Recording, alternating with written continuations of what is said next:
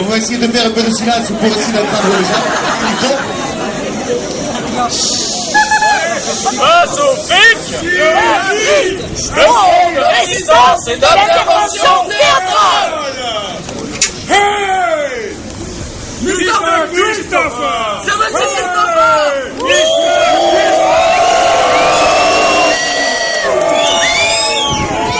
Portez-vous, monsieur le PDG!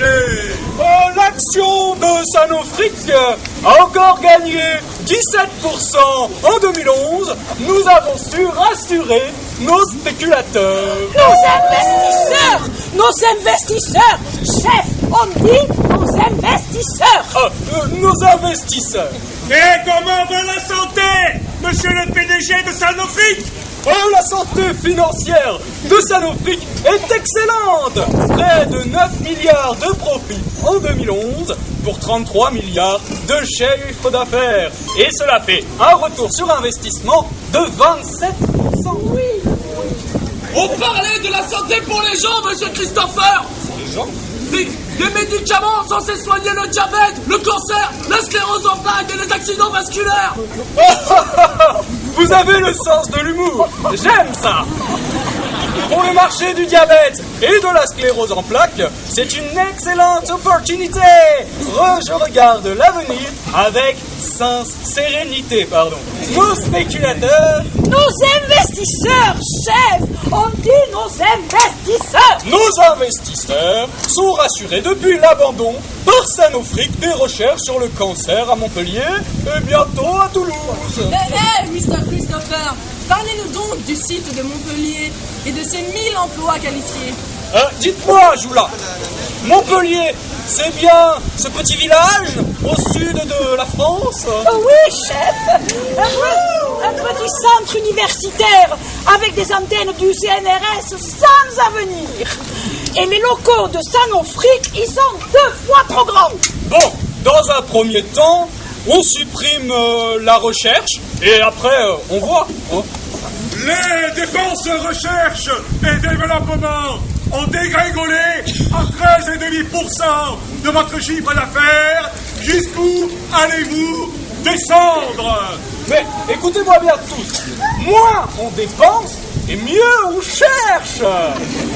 Il vaut mieux reverser le solde à nos spéculateurs. À nos actionnaires, chef. À nos actionnaires. Ah, vous m'agacez, Joula. Oui, bon, pour les dividendes, enfin. À quoi ça sert d'inventer de nouveaux médicaments qui, au bout de quelques années, finissent par entrer dans le domaine public et ne nous rapportent plus rien? Ça perturbe nos actionnaires. Alors, autant arrêter. Et les 15 milliards dépensés pour acheter Genzyme, un canard boiteux aux États-Unis. Vous ne trouvez pas la pilule un peu salée, hein? Alors que vous sacrifiez l'emploi et la recherche? J'ai une formation d'expert comptable. Je fais le travail pour lequel on me paye. Mais Mr. Christopher veut dire que les actionnaires qui jusqu'ici ne touchaient que 40% des profits nets en toucheront la moitié d'ici 2013. Et que c'est là un gage de santé pour l'entreprise. Regardez! Écoutez, Mr. Christopher, en France, les salariés de Sanofi se mobilisent. Ils font pression sur le gouvernement. Vous craignez pas l'effet de contagion? Joula, c'est quoi le gouvernement en France maintenant? Ce n'est plus le petit agité là qui nous a rendu plein de services. 4000 emplois supprimés en moins de 3 ans. C'était un plaisir de travailler avec lui. Non, chef, ça a changé. Mais c'est sous contrôle. Du moins pour le moment. Mr. Christopher, savez-vous que des salariés de Sanofi... On dit Sanofi, pas Sanofi. Que des salariés de Sanofi veulent faire interdire par la loi les suppressions d'emplois qui servent à engraisser les dividendes. C'est vrai ça, Joula? Juste quelques excités, chef. Que les élus du Conseil général de l'Hérault demande que cette loi soit votée d'urgence au Parlement.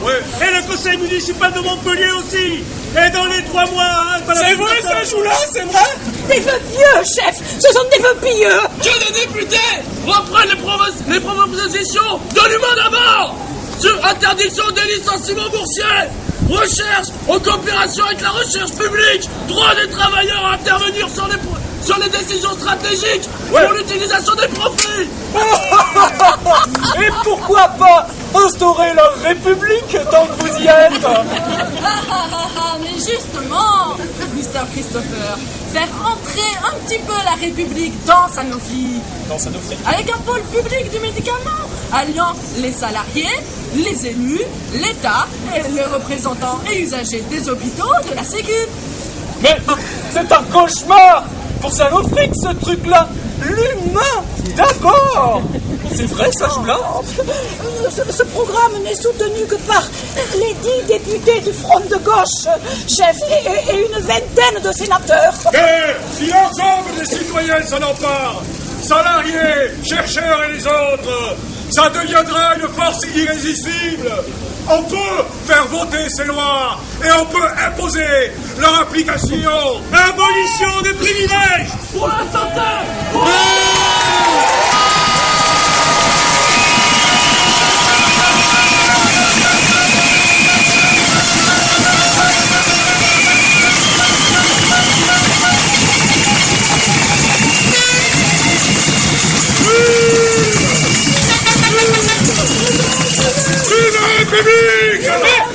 Mais qui est-ce qui m'a fichu des agités pareils? Joula, ils vont finir par ameuter tout le monde. Je croyais que c'était des journalistes.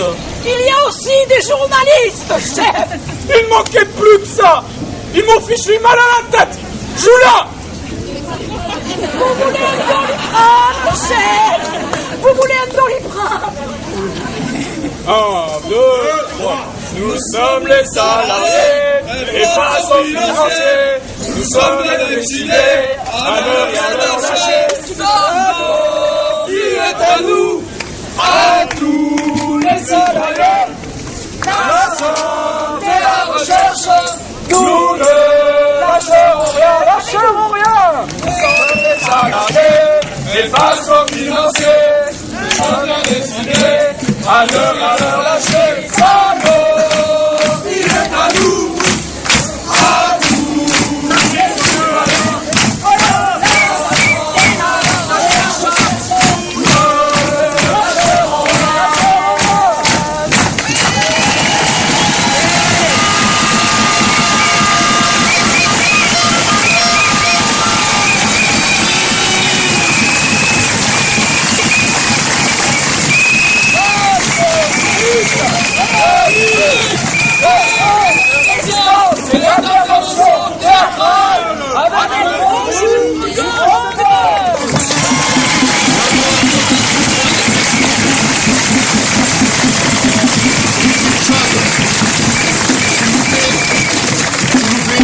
Comme vous l'avez vu, il y a pas mal d'élus politiques qui sont venus soutenir le mouvement.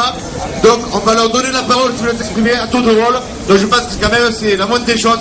Donc on va leur passer le micro.